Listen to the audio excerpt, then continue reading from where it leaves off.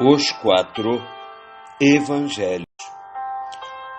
Visita de Maria Madalena e das outras mulheres ao sepulcro.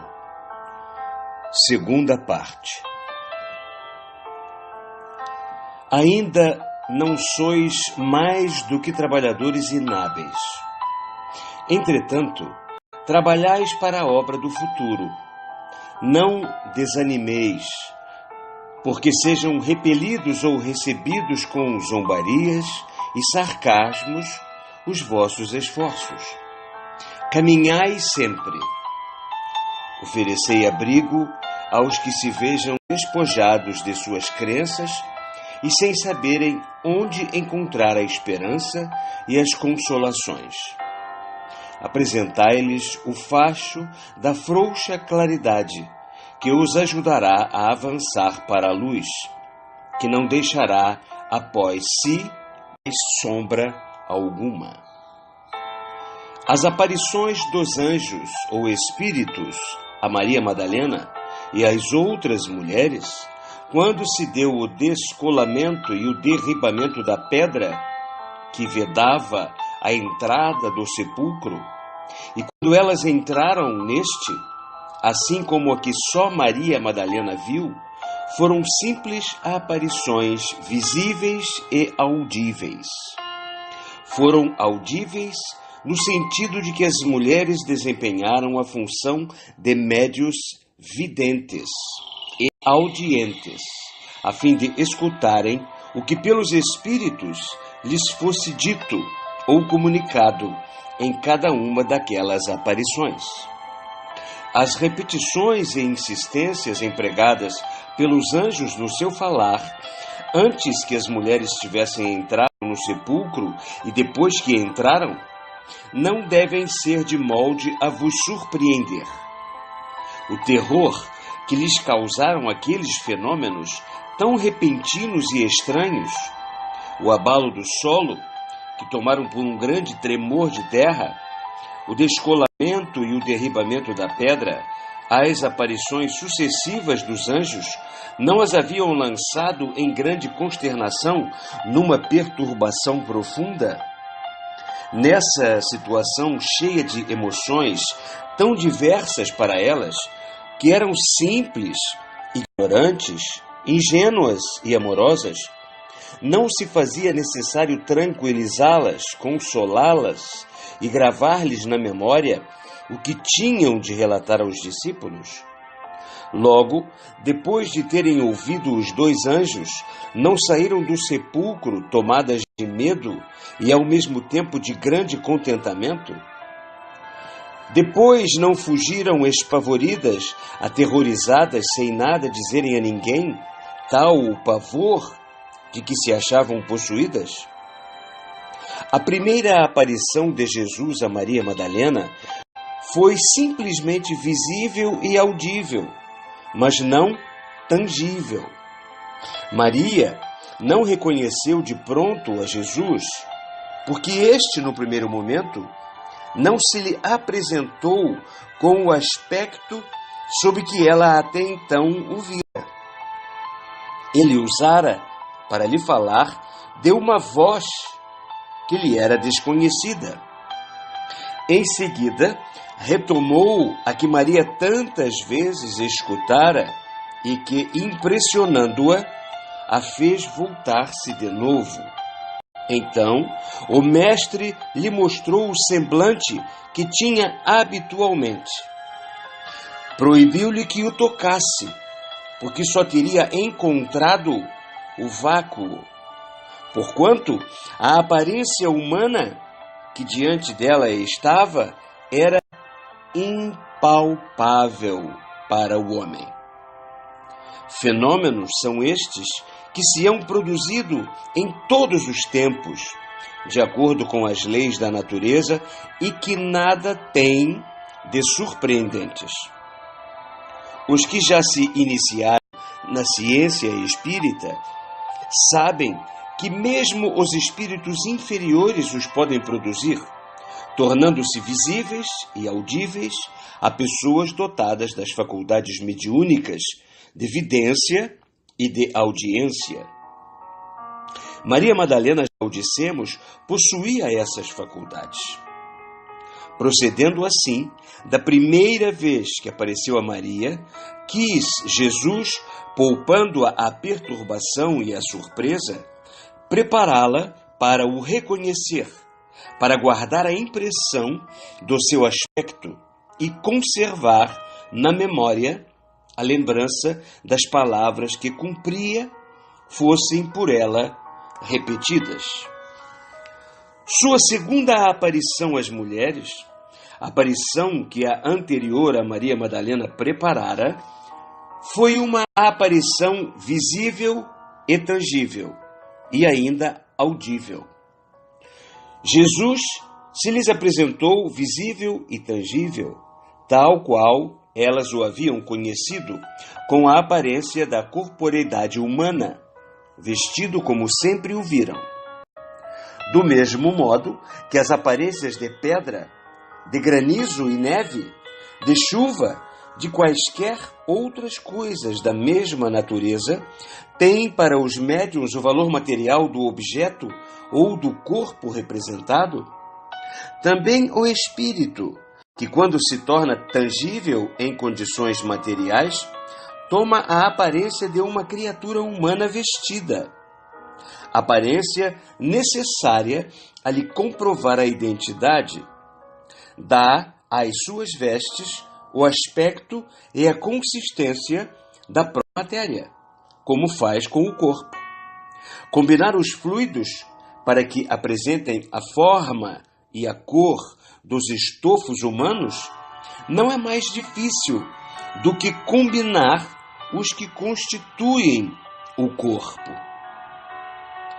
No que o médium, inconsciente de suas faculdades, haja visto e ouvido mediunicamente, não há uma opinião de que ele tenha sido de antemão imbuído, e sim a consciência de um fato do qual não só guarda a lembrança, mas em que também acredita, como se fora realidade. A ciência espírita vos explica os fenômenos de aparição que o mestre operou naqueles dois casos sucessivos. Não é certo que até os espíritos inferiores os podem produzir? Como pretender-se que não os pudesse operar Jesus com aquela aparência de corporeidade humana, que não era mais do que um corpo fluídico de natureza perispirítica que ele retomara para realizar o seu reaparecimento chamado ressurreição, e ao qual podia, à sua vontade, dar ou retirar a tangibilidade. Chamamos a vossa atenção para as palavras que ele proferiu, assim quando apareceu só a Maria Madalena, como quando apareceu a esta e a outras mulheres. Essas palavras excluem expressamente a divindade que os homens lhe atribuíram. Se ao mesmo tempo as confrontarmos com todas as outras por ele ditas, também sob o véu da letra, acerca da sua natureza, da sua origem, da autoridade e dos poderes que seu Pai e vosso Pai, seu Deus e vosso Deus, lhe outorgara, acerca do lugar donde descerá à terra, ao qual voltaria, veremos que elas encerram, sob o véu da letra, um dos elementos destinados a servir de base à nova revelação, que havia de vir e vem hoje dar-vos a conhecer quem é o Filho. Ainda não subi a meu Pai, disse ele a Maria Madalena. Ainda estou entre os homens, ressuscitado, vivo. Vai ter com meus irmãos, e disse-lhes de minha parte que eu subo a meu Pai e vosso Pai, ao meu Deus e vosso Deus. Ide, disse a Maria Madalena e às outras mulheres, dizer a meus irmãos que vão a Galiléia, que lá me verão. aos discípulos, chama seus irmãos, proclamando assim não ser o Senhor, o Criador incriado, mas uma das suas criaturas, uma criatura cujo Pai, cujo Deus, são os mesmos que os dos discípulos, os de Maria Madalena e os das outras mulheres, criatura que, semelhantemente a todas as demais, como essência espiritual, teve, na origem da sua criação, que se perde na noite das eternidades, o mesmo ponto de partida. Alertamos aqui para ver o que foi dito nos itens 55 e 56 do primeiro tomo, sobre a genealogia de Jesus e sobre a origem do Espírito. Prepara seus discípulos para o acontecimento da ascensão e para a indicação do lugar onde ele, Filho de Deus, pela sua pureza perfeita, ele, em cujas mãos o Pai depositara todas as coisas, ele, o caminho, a verdade, a vida, ele, que viera do alto, que viera do céu, que está acima de todos, ele, que do céu descera, se havia de elevar para o céu. Meditai sobre a visita das mulheres ao sepulcro, sobre as aparições que lhes fizeram os anjos ou espíritos superiores, sobre as palavras que lhes dirigiram antes que tivessem entrado e depois que entraram no sepulcro, sobre a reaparição dos anjos a Maria Madalena, quando esta se deixou ficar do lado de fora do sepulcro a chorar, sobre o que então lhe disseram, sobre a aparição de Jesus a ela e depois a ela e as outras mulheres, e sobre o que lhes disse. Meditai sobre tudo isso, vós todos que vedes aproximar-se o momento para vós ainda tão cruel, da morte, e suave se vos tornará a ideia de restituir à terra o corpo que ao seu seio tem que voltar. E reconhecereis que o túmulo se vos abre para dar passagem ao vosso espírito, que se elevará radioso para o céu, sua verdadeira pátria, para essa imensidade que vos cerca e na qual encontrareis a atividade, a vida, o amor sem fim. E vós, que vos acercais dos sepulcros, para lançar sobre os vossos mortos esse perfume da alma que vos corre dos olhos, ó, não choreis mais. Olhai e vereis diante de vós um anjo luminoso guardando a entrada da tumba. Escutai-o atentamente e ouvireis uma voz amiga que vos diz: não choreis. Aquele a quem buscais não está aqui. Caminha à vossa frente. Cedo ireis a ele juntar-vos, e ele próprio se mostrará aos vossos olhares. Ó, crede, crede e esperai, vós todos a quem a dor acabrunha, vós que perdeis os que vos são caros. Crede e caminhai para diante com confiança, que bem depressa os vereis. Do ponto de vista histórico, os fatos concernentes à ida de alguns dos guardas à cidade, a exposição que do ocorrido fizeram aos príncipes dos sacerdotes, a reunião que estes e os anciães realizaram, a deliberação que tomaram e executaram, são reais e ainda de natureza a confirmar a exatidão dos anteriores, que os guardas também relataram, isto é, o forte abalo havido na região onde eles e as mulheres se achavam, a deslocação e o derribamento da pedra, o desaparecimento do corpo, que já não estava no sepulcro quando a pedra foi deslocada e derribada. Que é o que os guardas relataram aos príncipes dos sacerdotes. Disseram-lhes: vós e os fariseus selaste chumbando-a, a pedra do sepulcro, depois de terdes verificado que o corpo lá estava. A terra tremeu, a pedra, por uma ação invisível, foi deslocada e derribada. O sepulcro ficou aberto e o corpo desaparecera. O lençol estava no chão e o sudário que haviam posto sobre a cabeça de Jesus se achava dobrado a um canto. Esses fatos os soldados os referiram como tendo o caráter de um prodígio, de um milagre.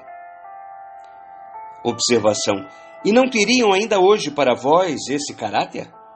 Se a nova revelação não tivesse vindo explicar tudo, segundo o Espírito, em Espírito e verdade? Porquanto o descolamento e a deslocação e o derribamento da pedra se deram sem a intervenção de nenhuma ação humana, e o corpo que eles tinham por material, por humano como os vossos, não podia desaparecer, uma vez que estava, quando os príncipes dos sacerdotes e os fariseus selaram a pedra do sepulcro, que nenhuma semelhança oferecia com os mausoléus que construís para os vossos corpos. Os túmulos naquela época consistiam simplesmente em escavações feitas por mãos de homens na rocha, e dentro das quais os corpos eram depositados sobre uma pedra a isso destinada, segundo o costume hebraico de enterrarem o morto numa escavação, ou feita pela mão do homem, ou na terra.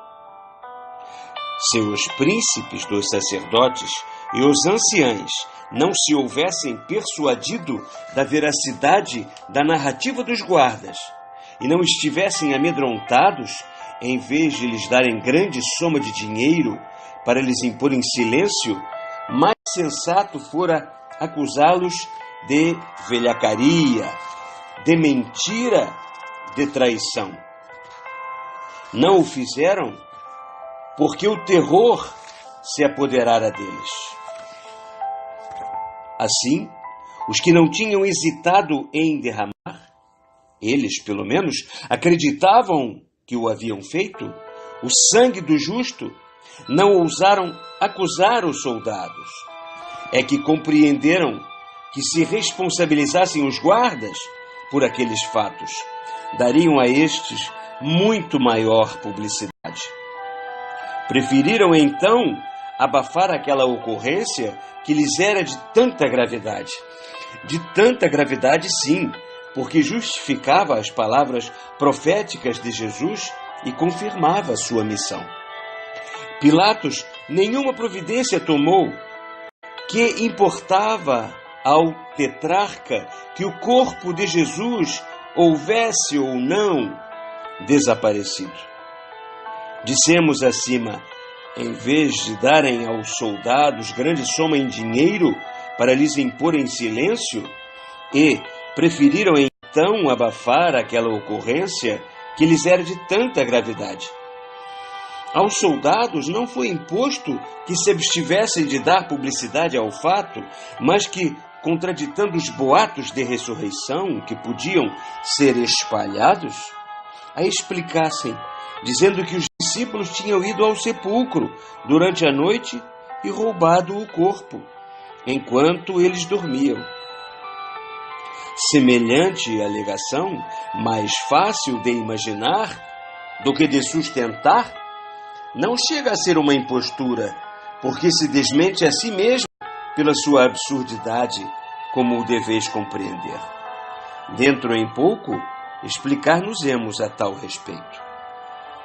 Quanto à incredulidade dos discípulos, há a considerar o seguinte: Tantas dificuldades materiais apresentava a saída da gruta que os discípulos, para os quais só havia a ressurreição corporal, ou seja, a ressurreição material, voltando o espírito a um corpo humano igual ao deles, corpo que assim envolvia do estado de cadáver a vida, não podiam admitir que Jesus houvesse conseguido sair daquela gruta.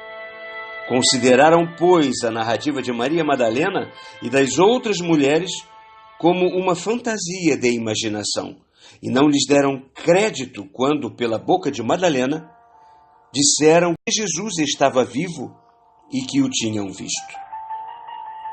João, que fora com Pedro ao sepulcro, que o vira vazio, que vira no chão o lençol e a um canto dobrado o sudário que haviam posto sobre a cabeça de Jesus, acreditou. Pedro, que como João também vira tudo isso, voltou para casa admirado do que sucedera, isto é, procurando a solução de tal problema, para ele incompreensível. Os outros discípulos, que nada tinham visto, que nenhum crédito davam ao que diziam as mulheres, se conservaram incrédulos. Qual foi a ressurreição de Jesus? Como se deu? De que modo se operaram, por meio e em consequência dessa ressurreição, as sucessivas aparições do Mestre às mulheres e aos discípulos? A revelação nova que vos trazemos dá solução a esse problema, até hoje incompreensível e insolúvel para os homens. E com essa solução, iluminadas pelo Espírito, as trevas da letra, ela apresenta numa luminosidade harmoniosa todos os fatos evangélicos, desde o instante em que o anjo anunciou a Maria e a José o aparecimento de Jesus na terra, até a época da sua chamada ascensão, época em que, terminada a sua missão terrena, ele desapareceu definitivamente das vistas humanas. Graças a Deus.